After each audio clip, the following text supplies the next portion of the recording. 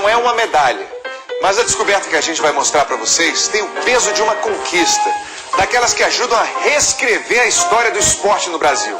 Esse é o Adolf Klingelhofer. O nome é até difícil de falar, né, gente? Ele foi o primeiro brasileiro a participar de uma Olimpíada há mais de um século, no ano de 1900. Só que o Adolf não foi só o primeiro atleta brasileiro dos Jogos. O que ninguém sabia é que ele foi fundamental para que o nosso país começasse a disputar as Olimpíadas.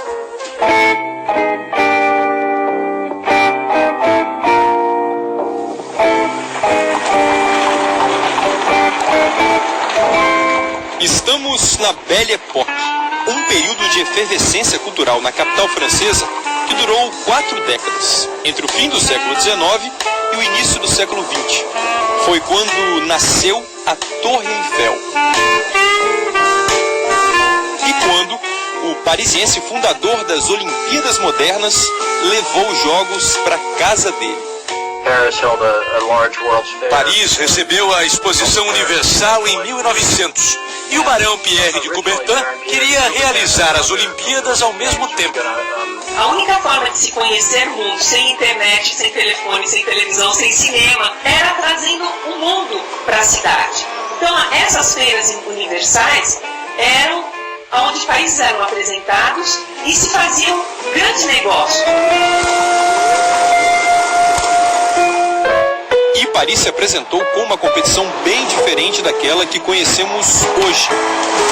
Com provas que a gente nem acredita que um dia já foram olímpicas. Como, por exemplo, o cabo de guerra. E o tiro esportivo com alvos vivos. Pombos. Era outra realidade. Mas foi no atletismo que uma curiosidade histórica para o esporte brasileiro acabou acontecendo. Adolf Klingelhofer era um nome conhecido na época, a ponto de ser usado em reportagens didáticas que explicavam o que era a corrida com barreiras, uma das especialidades dele. Além dessa prova, em Paris, ele disputou também os 60 e os 200 metros rasos. Nem se classificou para a final. Mas por que a história de Adolf significa tanto para nós, brasileiros? Já que a primeira delegação do Brasil só foi enviada para os Jogos de 1920, na Antuérpia, na Bélgica. No ano passado, o jornalista Paulo Roberto Conde recebeu uma informação impactante do Comitê Olímpico Internacional e do historiador francês Alain Bouyer. 20 anos antes, em 1900, um brasileiro tinha participado dos Jogos de Paris. O Adolf nasce naquela Paris de 1880, filho de um vice-cônsul brasileiro que tinha saído do Rio de Janeiro para assumir esse cargo na capital francesa. E aí, ele imediatamente, quando nasce, além, obviamente, de ser um cidadão francês, ele recebe a cidadania brasileira por ter pais brasileiros. Mas será que isso faria de Adolf um representante brasileiro nos Jogos? Havia pouquíssimos comitês olímpicos nacionais. Os atletas participavam individualmente. Era um problema para identificar a nacionalidade de vários competidores. Segundo o Comitê Olímpico Internacional, os resultados alcançados por Adolf nos Jogos de Paris são registrados como os de um atleta francês, porque ele defendia um clube francês.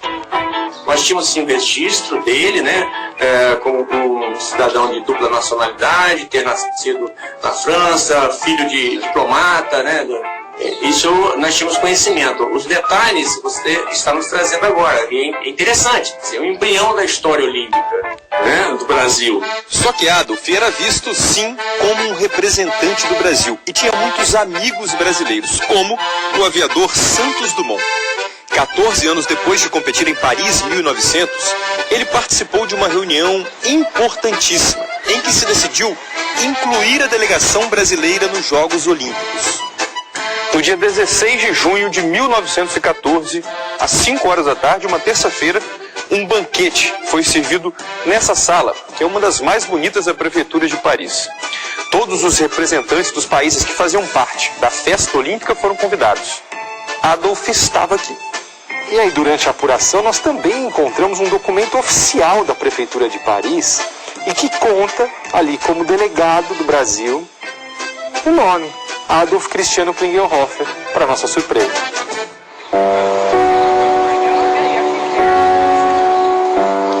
O principal evento da convenção de 1914 foi realizado na Universidade de Sorbonne. Neste palco do grande anfiteatro estava a nata do movimento olímpico internacional. Aqui eles celebraram as 2 décadas da volta dos Jogos Olímpicos e também discutiram novas regras. Tudo com a pompa esperada.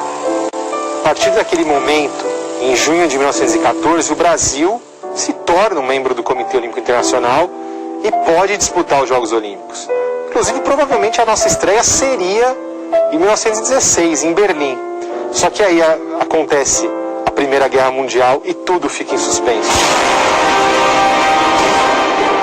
Adolf foi convocado para lutar na Primeira Guerra Mundial.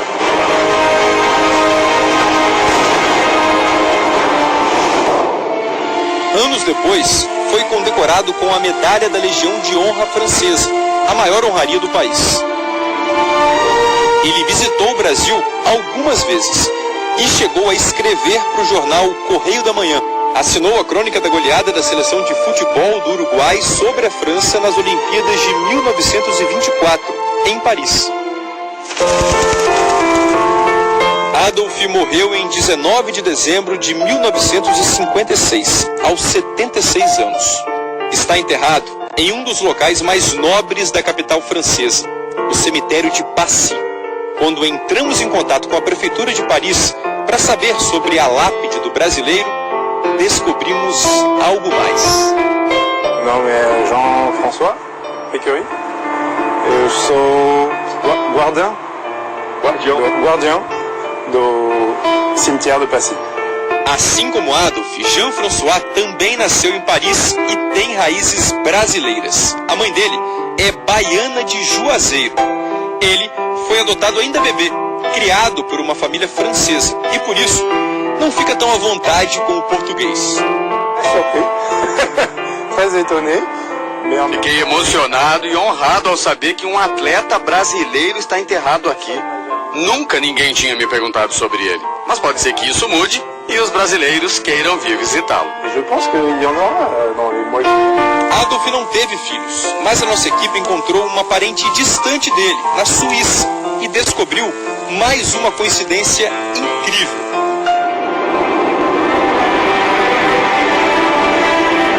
Viajamos para a pequena cidade de Au. Entre os menos de 7.000 habitantes está a sobrinha bisneta de Adolf, Aude Latreille. E o curioso é que a vida dela também está ligada ao esporte. A Aude nasceu e cresceu em Paris, mora aqui em Au, na Suíça, fronteira com a Áustria, mas tem uma relação próxima mesmo com um micropaís, Liechtenstein. Lá, ela é a treinadora principal da seleção de karatê. Fomos nós que contamos para a Aude que ela era descendente de um atleta franco-brasileiro. Eu não sabia de nada. Achei fascinante pesquisar e descobrir tudo depois que ouvi falar do Adolf. As histórias pessoais de Adolf e Aude desconsideram as barreiras que uma fronteira pode construir. São do mundo, cada um à sua maneira e na sua época. Ele nos uniu, todos nós. Ele uniu França e Brasil. Ele não pensou, estou participando pela França ou pelo Brasil. Ele participou com todo o seu ser. Acho que essa é a melhor maneira de agradecê-lo pelo que fez.